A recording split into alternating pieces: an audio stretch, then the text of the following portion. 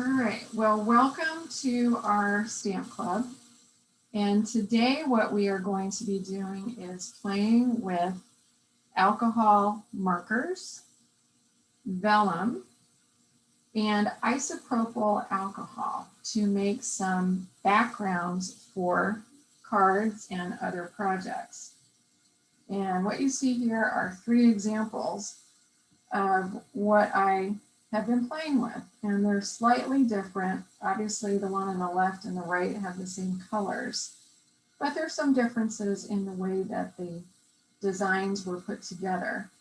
And I'm going to walk through and show you what I did and hopefully get you a little bit inspired to try this on your own. And I am sure that many of you have seen paper like this from different places. This is the Expressions in Ink Designer Series paper, and it is all about these beautiful alcohol colors and then golds or other embellishments that have been added in, and it has definitely taken off in terms of popularity. I know there have been techniques around for a while that have been ones that show people how to make backgrounds like these so that we can mimic them on our own. But I think this paper has just reignited that incredibly. And now when you go out on the internet and you look for, if you even search for ideas about alcohol markers and vellum and drawing on vellum, there are many, many places that you're going to find inspiration for these kinds of cards. And also recently in the paper pumpkin kit, these are some pieces from the last paper pumpkin kit, and they're really a play on this technique as well. So there are a lot of different sources that are out today and really highlighting this technique. And the way that I'm going to show you how to do this starts with some really basic supplies.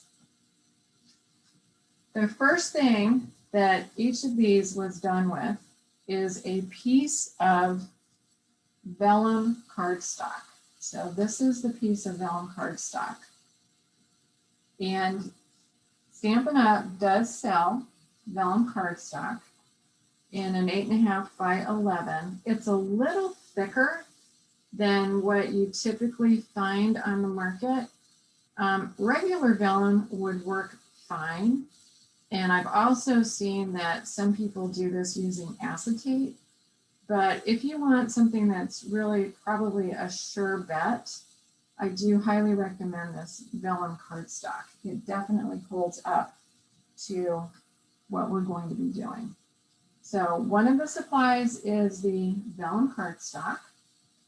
And then another part of the equation are alcohol markers. And I'm embarrassed sort of to say that I don't have any of the Stampin' Up! Blends. I do have some of the old blendabilities, but they're not necessarily the juiciest. So I am using a non-Stampin' Up! Product. This is one that I got off of Amazon. And these alcohol markers come in this packaging from this company. There are quite a few. And what I did is I chose some that I thought were sort of in the same color family. These are the ones that I used on this. So we've got our vellum cardstock. We have our alcohol markers.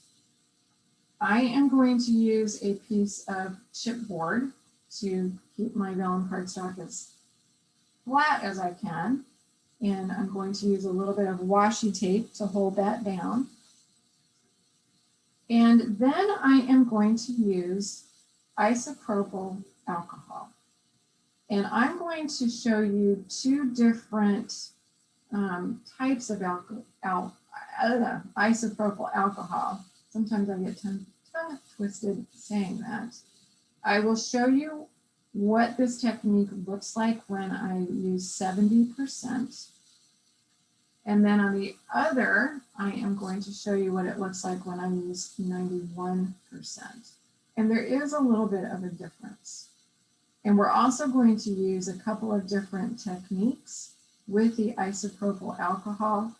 One is spraying. This is a really cool dispenser from CVS that comes with the spray. So we will be spraying. And then another way that you can put the isopropyl alcohol on is with an aqua painter. And this is filled up with 70%. So we're going to kind of play around with that. And then you'll notice there are some embellishments. We'll talk about that. A little bit of veining that I put on the one on the right. And that's done with the gold leafing. And then this was done with a two-sided strip of glue adhesive. And that also was done with the gold leafing. All right, let's just dive in. And I really recommend that you do a little bit of searching out on the internet, or you get inspired by what we're going to do today, and allow yourself time to play. Because the first time you do this, you honestly, you might not love it. That's okay, because it's paper, it's, you know, you're learning, you're just experimenting. And give yourself the grace that if you don't love what you do the first time, that you can try it again, because it's a little bit of a testing on your own to see what you like and what you don't like. And you may or may not like exactly what I'm going to be doing. As I was talking, I just used a little bit of washi tape and I put my piece down. The vellum is actually cut to a 1/4 piece of cardstock. So this is 4 1/4 by 5 1/2. I am going to cut this down. So I'm really not worried about the fact that that piece of washi tape is covering up just a little bit of the edge. This is really meant to keep the paper as flat as I can. It won't stay completely flat, but this is going to help. One other thing that I forgot to mention that I have on hand is my trusty heat tool, and I will be pulling that out as well. So as we go through this, I think the first reaction you're going to have is, you got to be kidding me. That's really not going to work. Just be patient. So what I'm going to do is I'm taking my alcohol markers and I'm just going to scribble. And I'll just keep the same color out. There's no real rhyme or reason to this when you start. I'm just putting in random little puddles of the color. And then I'm going to go back and add in a little bit more. I'm using the fatter end of the marker because I just want to be able to put as much color down as I can. You'll also notice I'm not overlapping where I'm putting the color. I'm leaving a little bit of space in between where I'm laying this on the paper. And I will have an option to go back after and fill in if I want. This is not the only opportunity that I'm going to have to put the color down on the vellum. And let's see, we'll put a little bit more over here and a little bit in here. So there's our starting point. Now, the first technique I want to show you is I'm going to use the 91% isopropyl alcohol, and I already have it in this nice little sprayer. I am going to hold the sprayer up pretty high. I would say that I'm a good, I don't know, 16 inches or so. You can't really see where the sprayer is because I'm holding it out of view of the camera. I also have a mat underneath this that I can wipe off if I want to afterwards. And I'm just going to spritz that. And you can see that that is starting to marble up a little bit. I'm just going to give it a little bit of a run, just kind of blending those colors together. And I have some options here. I can let this air dry and it will be fine. It will take just a couple minutes. I can also come in with a heat gun if I want to set this a little bit. And I'm going to do that because I want to show you how that's going to work and what it's going to do. And you're going to see that down here, there was a little bit more alcohol than there was on this area because when I moved the chipboard around, these colors blended together. Not to worry, we have multiple options with this. So I can see by moving it that this area is still a little bit wet. So I'm just going to take my heat gun really quickly. When you heat set this, just like you do with the spritzing of the alcohol, make sure that your heat gun is not super close. And I apologize for the noise, it will be quick.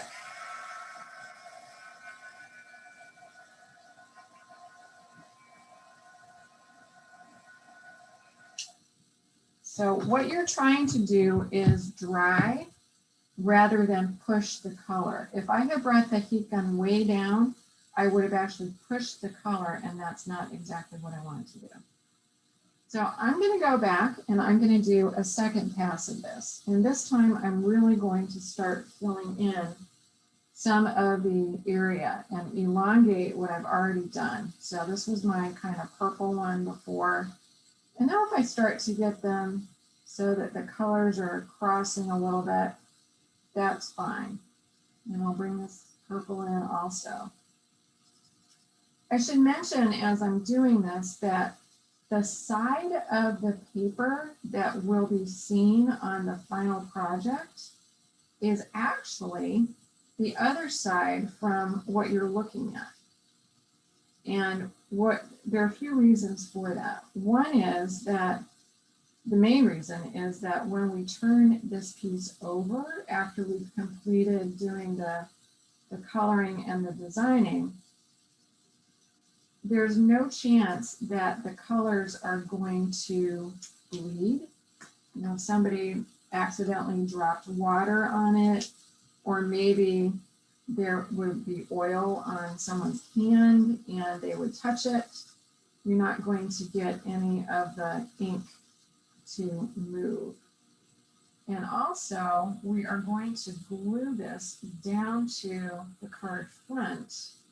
And by gluing, we're going to set it, and we're going to be gluing all over. So we're going to be moving this to the other side. All right, so I am just kind of filling in the blanks here. Some of the colors are bleeding into each other, which is fine, because eventually they're going to do that anyway.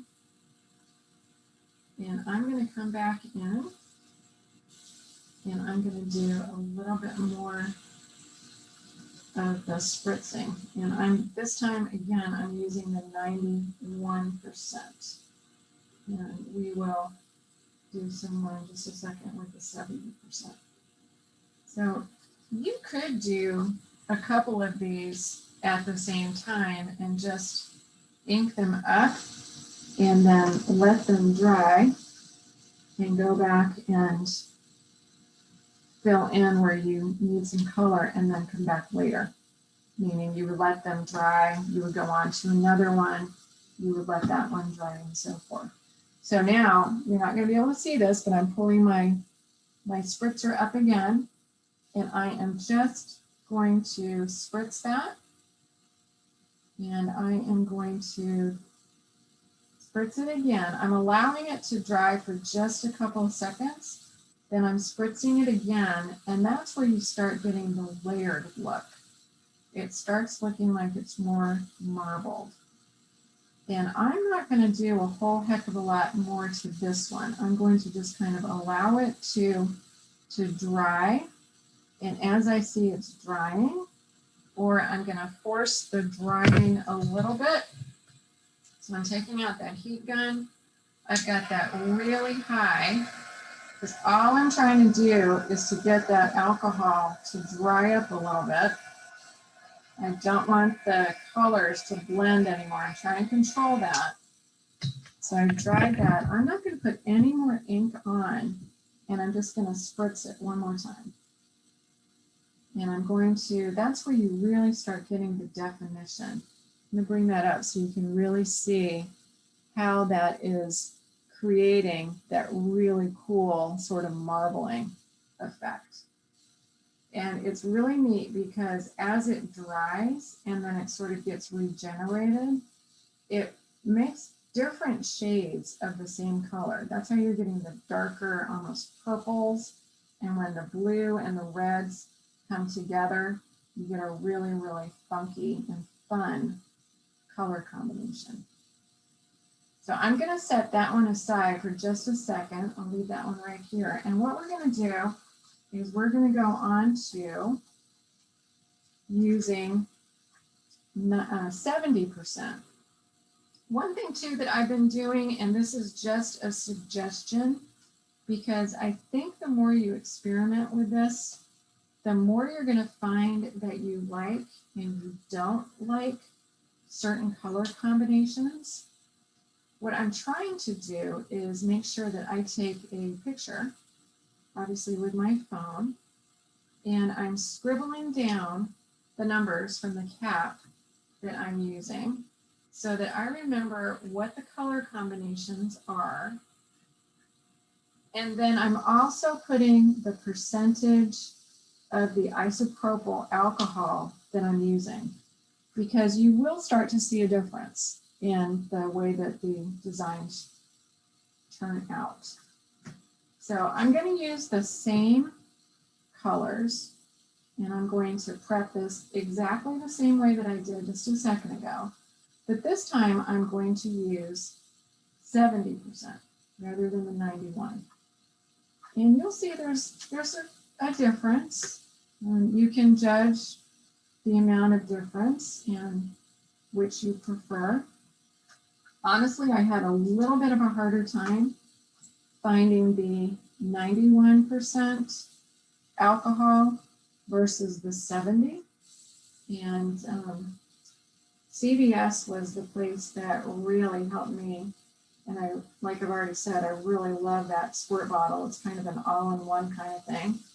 So I don't have to get another squirt bottle and figure out how I'm going to dispense the alcohol. I'm going to make these just a little bit, I guess they're not bigger, I was going to say bigger. I think they're about the same size as what I did before. And I'm going to do exactly what I just did. I think it's really kind of cool when you look at the left and the right and you realize that this is how they both start. And then you end up really making them fun by just adding that isopropyl alcohol and watching the reaction. It's really fun. So again, just randomly adding some color, just like I did before. And then we'll come back and we're going to squirt. This time, what I have is a little Stampin' Up! Spritzer that I'm going to use to get the alcohol on this piece. And we'll come back the second time and do a little bit more. And I'm just about at the point where I feel like I have enough to at least start here. And I'm really trying not to overthink the different colors. I'm going to move this out of the way because I definitely don't want to get any alcohol on this when I'm spritzing. So this one is just a regular spritzer. I am going to hold that up again, kind of high. This one mists a little bit, so we're going to mist and we're going to watch the reaction. And what you're seeing, and I hope this is showing up on the camera, is the change is not as dramatic. It's not as dramatic a marbling when you first do this. And I know this was the second pass, but I'm going to come back and I'm going to do the second pass in just a minute. And I'm going to add just a little bit more of that 70%. So I'm just squeezing my turd so that one did a little bit more. It's not going to flow quite as much. So the marbling is going to be a little different. It's still very, very, very pretty. So you can definitely do some really cool things with this. And now I'm going to bring that heat gun in really high. And I'm just making sure this is dry enough so that I can go back in and I can add some more color and get another coat on there. And this one's taking just a little longer to dry. And you'll see that I did push the color just a little bit. I think I had that at about the same height. I'm just waiting this to get it a little dry as well. So now I'm going to go back in just like I did on that first one. And again, I'm just going in and not overthinking this and just adding some color. It's really, the more random-ish you make it, the better. And also, if you have some white area, it's very nice because, you know, in nature, you're definitely going to have some space that is blank with no coloring added. So don't feel like you absolutely have to fill up every square like millimeter-ish of this. You don't. You can make it pretty random. And we'll add some more blue in here.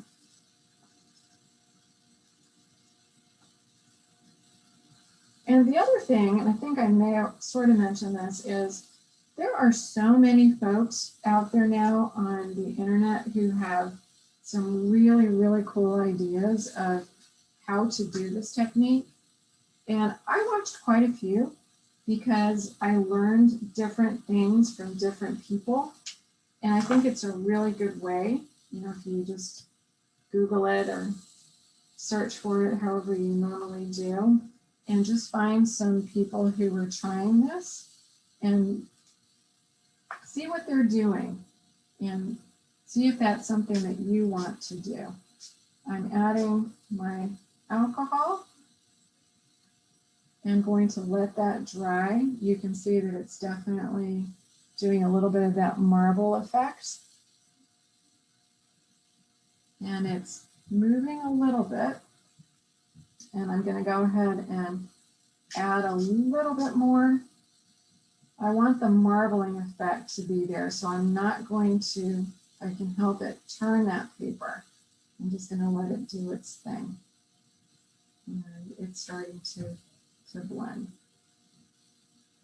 So,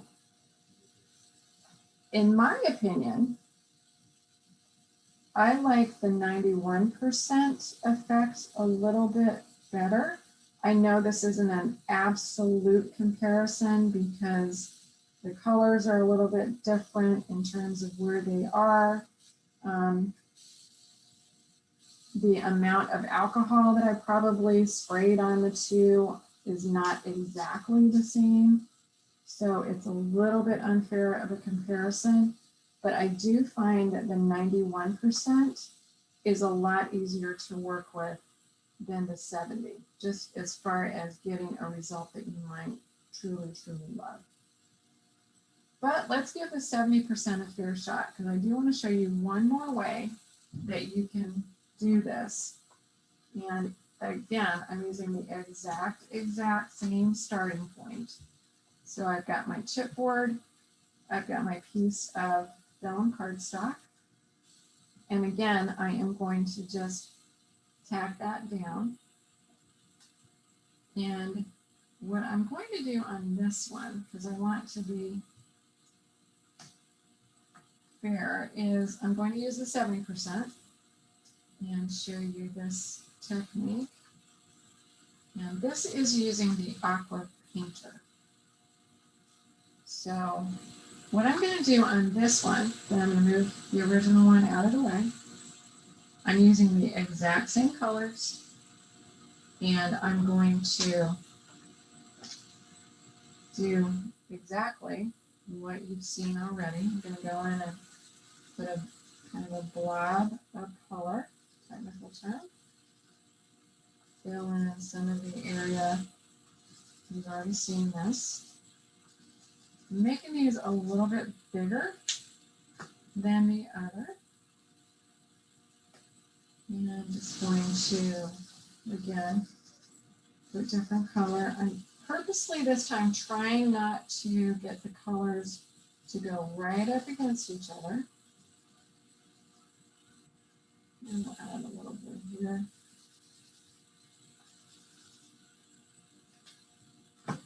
And then what I'm going to do is come in with my aqua painter,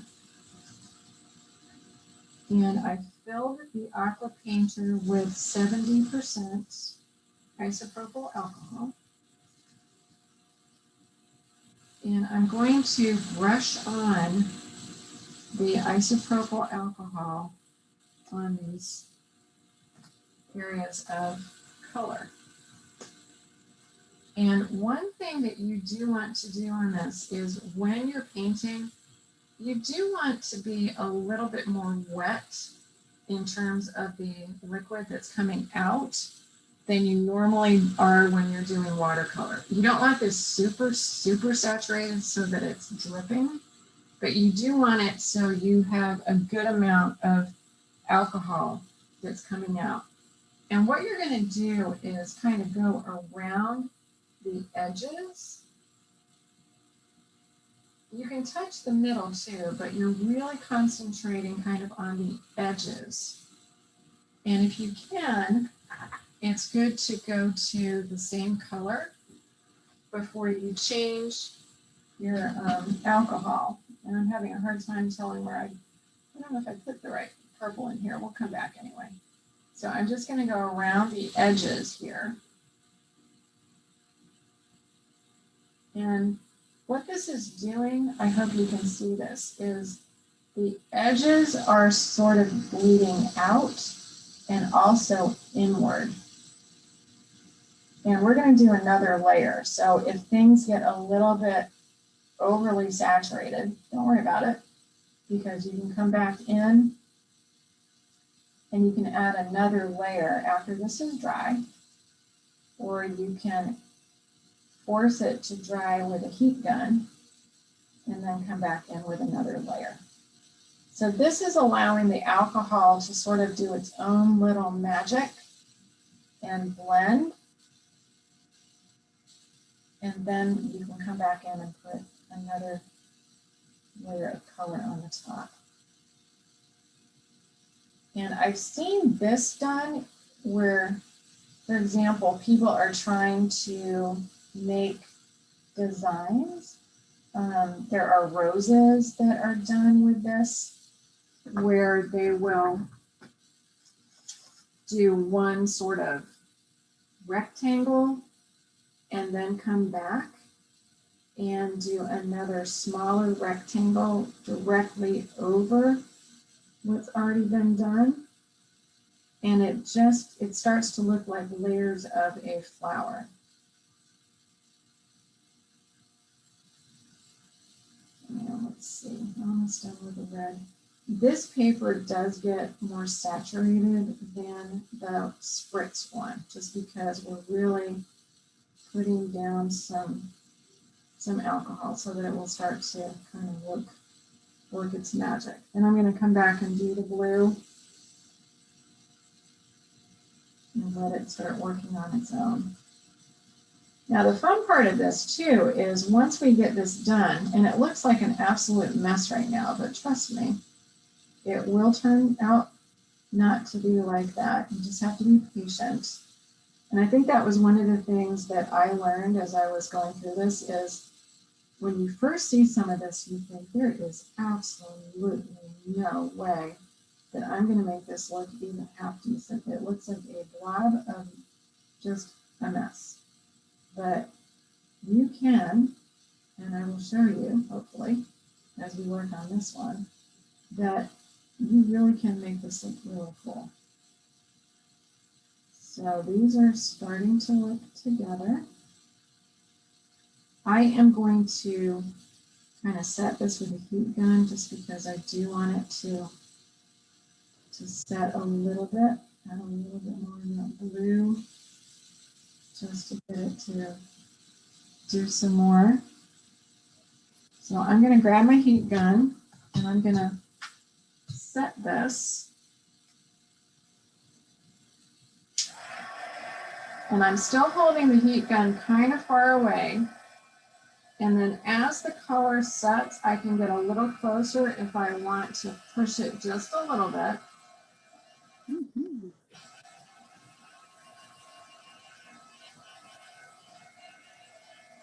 And again, I know that looks like a muddled mess, but in just a minute, it will become unmuddled. And I'm just going to add a little more color. And then we're going to spray it just a touch with the alcohol, like we did on that first technique, not the brush, but when we had the spray. So I think you're going to see that there are layers that are developing on this. And hopefully the camera is capturing that. And if not, I will bring it a little bit closer. I have seen a lot of people not use washi tape to hold down the vellum, and that's fine, it works. You tend to get a little bit, no, not a little, a lot inky. But if it's something that, makes you happy, then that's fine as well. So this has some layers in it. Again, I'm not convinced that you can see it incredibly well on the camera. And what I'm going to do is go back to my spritzer. I'm going to use the 70% first. So I'm just going to spritz that real quick. And you'll see that it's starting to marble a little bit. And then I'm going to go back to the 91% because I do want to show you the difference. So you saw what that was doing. Now I'm going to come back with the 91%. And you're going to see how much more it should change. And you can just see how dramatically different that is. It really, really does make a difference. So I'm going to come back and shoot it again and let it sit there for just a minute.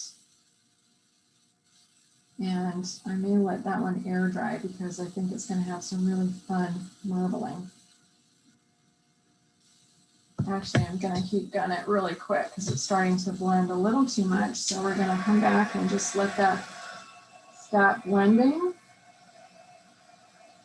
And what happens, or at least what I found is happens, is if you get it to a point where you think it's blended a little too much, just dry it with your heat gun.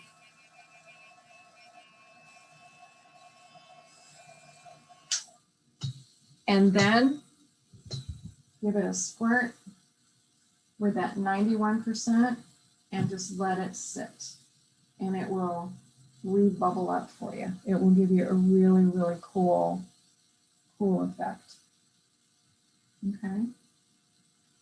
All right. So we've kind of talked through some different ways that you can make these backgrounds, whether you use 91% isopropyl alcohol or 70%, whether you spray, whether you use an aqua painter and you put some alcohol on the areas that you want to blend. And there's one other way I won't show you, but I will describe it. And that is that you can use your re-inkers and not use alcohol markers and get a cotton swab and put your re-inkers into a little palette. Take your cotton swab and really, really douse it in isopropyl alcohol.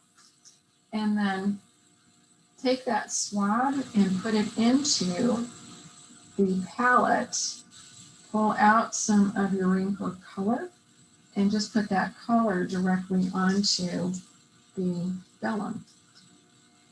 And then you can start working with it just like we did with this. The piece that I'm looking at right now is the original. And you'll again see this was my little kind of code of the color combinations that I used to get there. And when I turn this over, because we are going to be using this side, the first reaction is, that's kind of boring. That's really not super exciting at all. Well, the reason is you're not really seeing what the colors have done.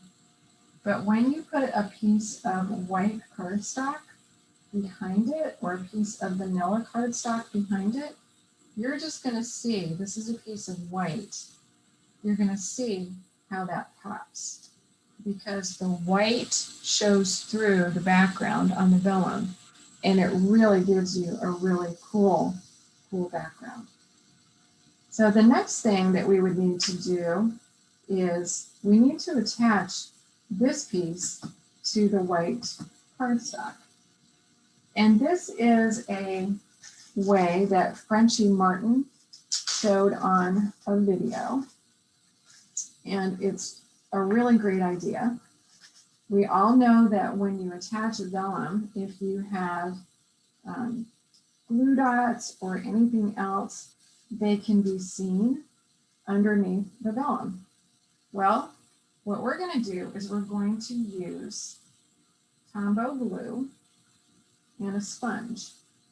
And on the Tombow glue, we all know that there's the pen side, which is the one that we normally use. There's also a broad tip that is on the other side, and that's what I'm going to use here. And essentially what I want to do is get a nice glue surface on my paper. And in order to do that, I just need to get some glue put on the paper. I know this looks like a blob, and let's be honest, it is a blob. But I'm going to use the sponge, and I'm going to move this glue around so that I have an area that I can put my vellum piece on.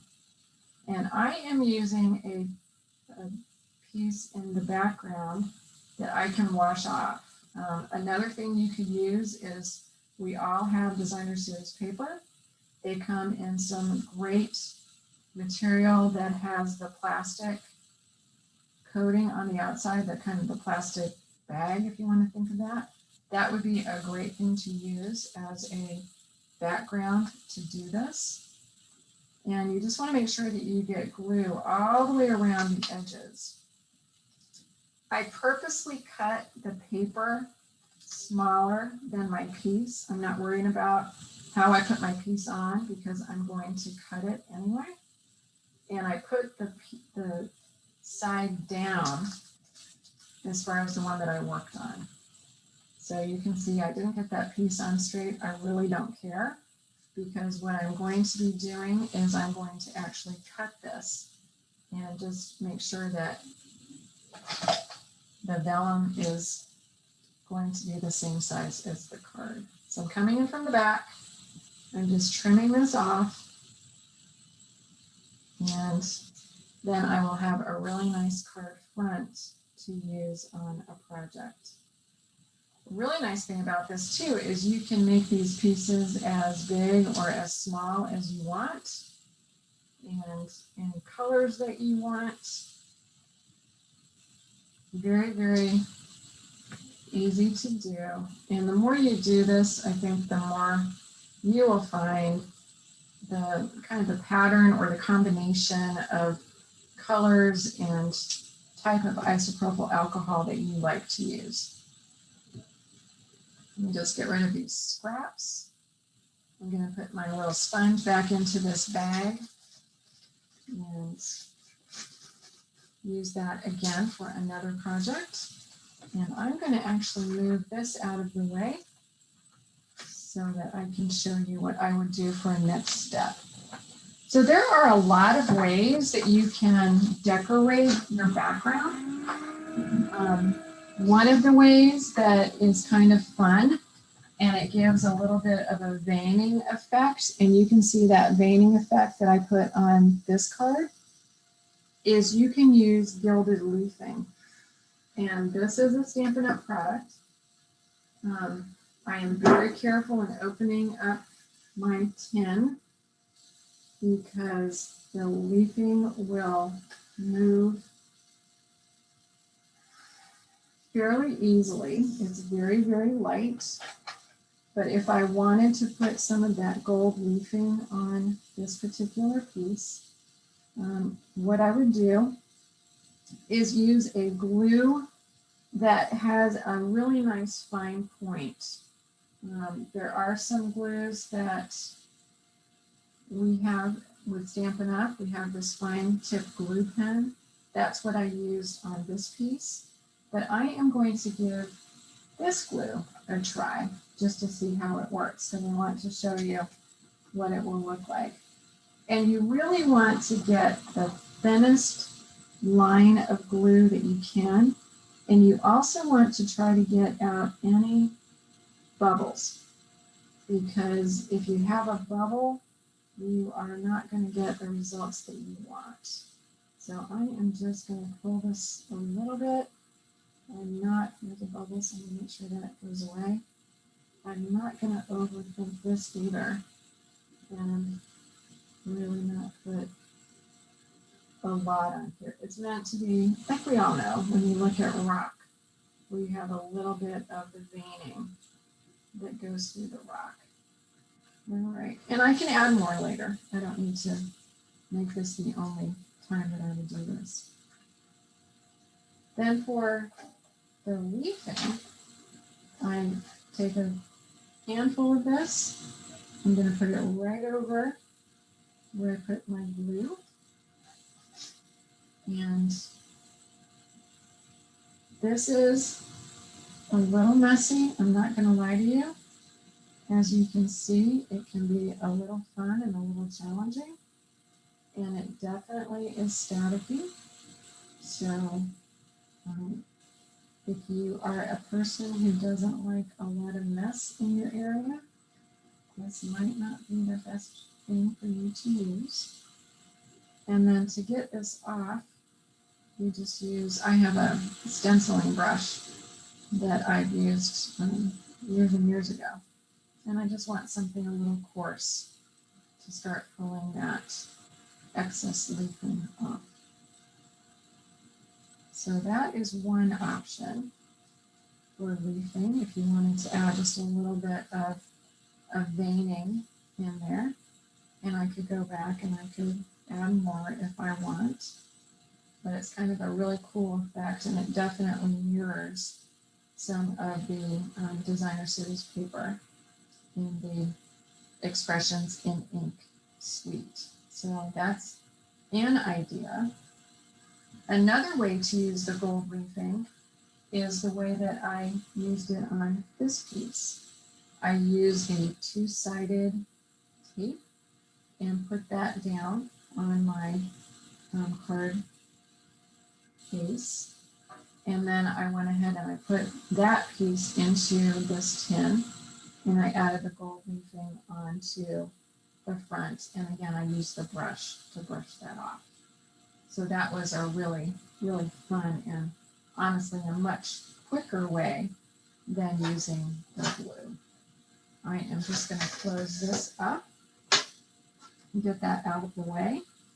And then I want to show you a couple of ideas of how to finish off some cards using this technique. I'm going to be using these two pieces.